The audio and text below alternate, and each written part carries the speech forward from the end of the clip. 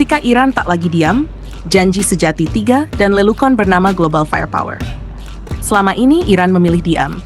Berkali-kali disenggol oleh Israel, difitnah, dilecehkan secara diplomatik, bahkan diserang secara tidak langsung. Namun Iran tetap menahan diri. Negara besar di Timur Tengah ini tahu benar, satu langkah ceroboh bisa menyulut kobaran api yang tak akan padam. Tapi segalanya ada batas. Dan kini, batas itu telah terlampaui. Melalui operasi besar-besaran bertajuk Janji Sejati 3, Iran melampiaskan amarah yang selama ini dibungkam.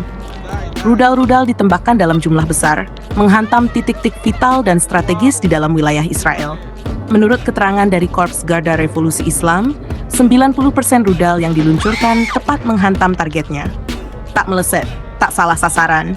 Dan semua ini dilakukan tanpa menggunakan kekuatan penuh. Yang menarik, di balik dentuman rudal dan kepanikan Israel, tersingkap satu fakta yang selama ini ditertawakan rakyat Iran. Data Global Firepower hanyalah lelukon. Setiap tahun, media barat dan laporan intelijen selalu menempatkan kekuatan militer Israel di atas Iran. Tapi bagi warga Iran, itu bukan ancaman, itu bahan bercanda. Angka-angka itu palsu. Apa yang ditampilkan di Global Firepower hanyalah data kosmetik, sekadar konsumsi publik yang tak pernah menyentuh kekuatan sejati Iran. Tak ada satupun lembaga intelijen barat yang benar-benar tahu apa yang dimiliki Iran. Tidak CIA, tidak Mossad, tidak Pentagon. Karena kekuatan Iran disimpan rapi, tertutup, dan hanya digunakan saat diperlukan. Dan yang digunakan dalam serangan ini baru permukaan saja.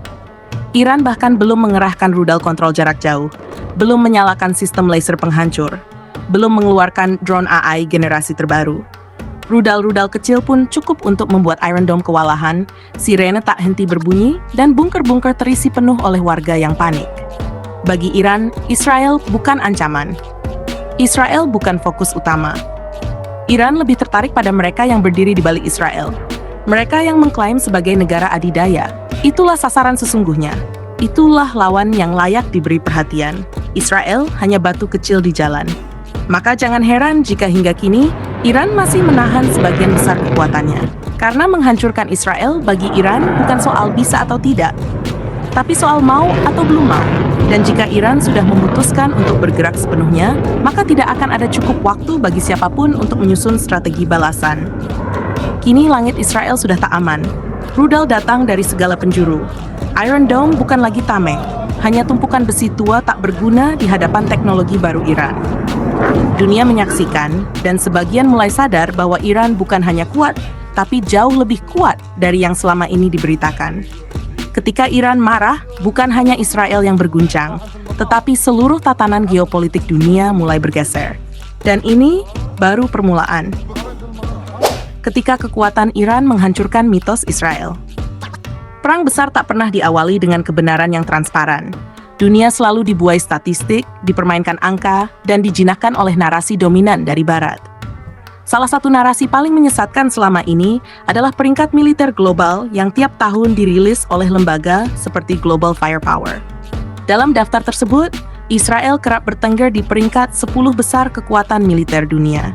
Iran selalu berada beberapa tingkat di bawahnya.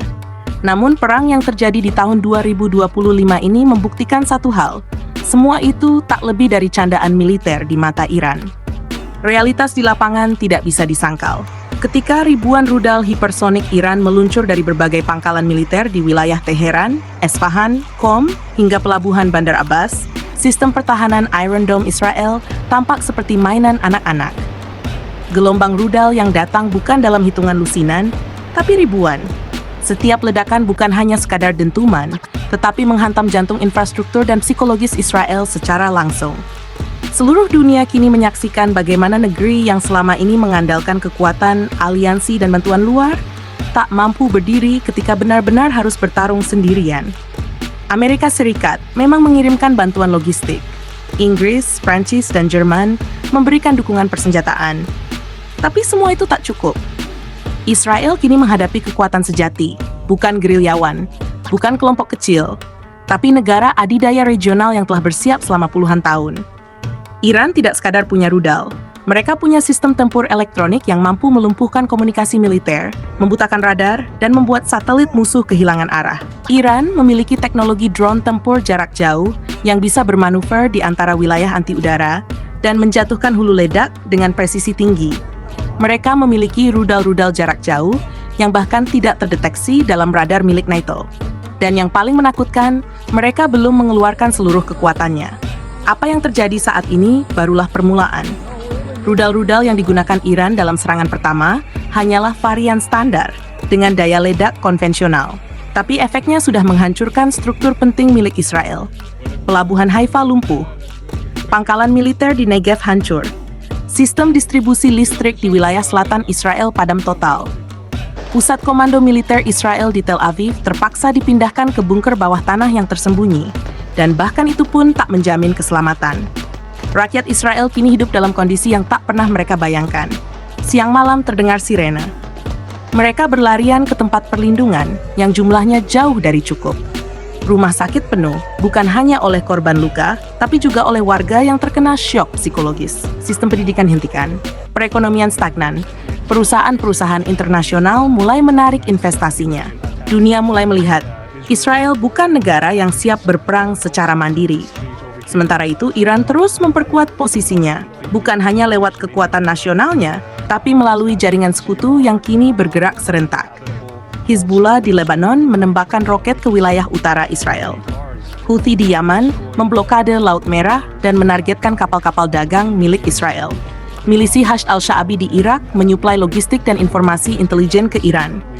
Dan dari Suriah, rudal jarak menengah ditembakkan secara reguler, menambah tekanan ke pertahanan Israel dari berbagai arah.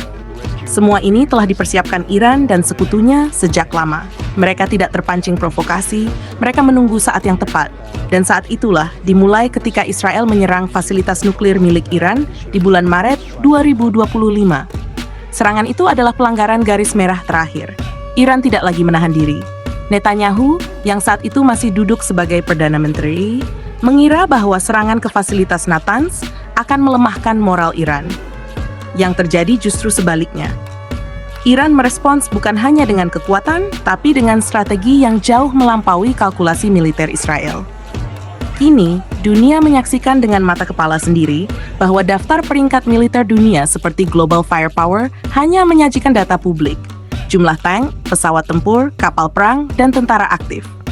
Tapi data itu tidak pernah bisa menunjukkan kemampuan tempur aktual, tidak mengukur teknologi rahasia, tidak bisa mencerminkan strategi bawah tanah, dan jelas tidak memperhitungkan jaringan perlawanan lintas batas yang dimiliki oleh Iran. Di balik itu semua, Iran memiliki sekutu yang tidak tertulis di laporan Barat. Rusia telah memberi lampu hijau jika perang ini menyentuh batas yang lebih dalam. China telah menyiapkan dukungan finansial dan teknologi untuk menopang stabilitas Iran.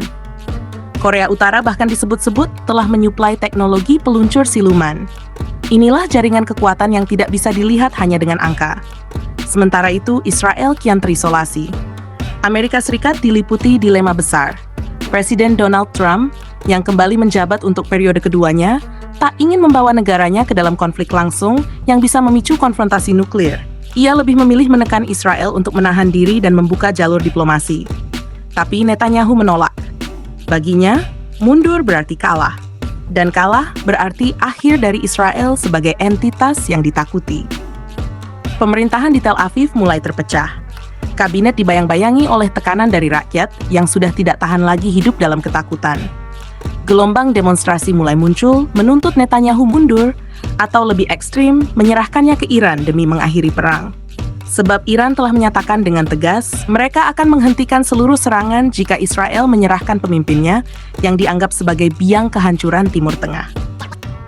Pernyataan itu membuat dunia terhenyak. Ini bukan lagi soal wilayah, bukan soal ideologi, ini sudah menyangkut satu orang, Benjamin Netanyahu. Dan jika menyerahkan satu orang bisa menyelamatkan satu negara, mengapa tidak?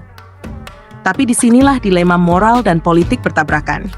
Menyerahkan pemimpin dianggap sebagai pengkhianatan, namun mempertahankannya bisa jadi hukuman bagi seluruh rakyat. Satu persatu, negara-negara yang dulu membelah Israel mulai bersikap hati-hati. Uni Eropa bahkan mengeluarkan pernyataan netral. Negara-negara Teluk mulai menjauh. Turki bersikap ambigu. Dunia Arab tidak lagi bulat dalam membela Palestina, Tapi kali ini mereka diam atas kehancuran Israel. Dunia sedang berubah, dan di pusat semua kekacauan ini, Iran berdiri tegak. Mereka tak gembira, tak berselebrasi, tapi mereka tegas. Ini bukan soal balas dendam. Ini soal keadilan yang selama puluhan tahun diinjak-injak oleh Zionisme. Ini soal harga diri negara yang telah berulang kali dihina oleh embargo dan ancaman. Kini Iran berbicara dengan bahasa yang paling dipahami oleh kekuatan dunia, kekuatan militer. Israel telah meremehkan Iran. Mereka percaya data-data Barat. Mereka percaya bahwa peringkat tinggi di tabel militer bisa membuat mereka aman. Tapi yang mereka lupakan adalah satu hal. Data tak bisa melawan kenyataan. Dan realita di medan perang saat ini menunjukkan bahwa Iran tak bisa diukur oleh angka. Mereka diukur oleh kehendak rakyat, oleh kesiapan perang, dan oleh jaringan kekuatan yang tersembunyi dari statistik dunia. Perang belum berakhir. Tapi satu hal kini jelas. Jika Israel tetap mempertahankan Netanyahu, maka kehancuran akan menjadi harga yang harus dibayar. Dan jika dunia tidak segera bergerak untuk mencegah perang ini menjadi lebih besar, maka konflik regional ini bisa berkembang menjadi Perang Dunia Ketiga. Rudal-rudal masih terus meluncur. Dunia masih diam, dan Iran masih belum mengeluarkan seluruh kekuatannya.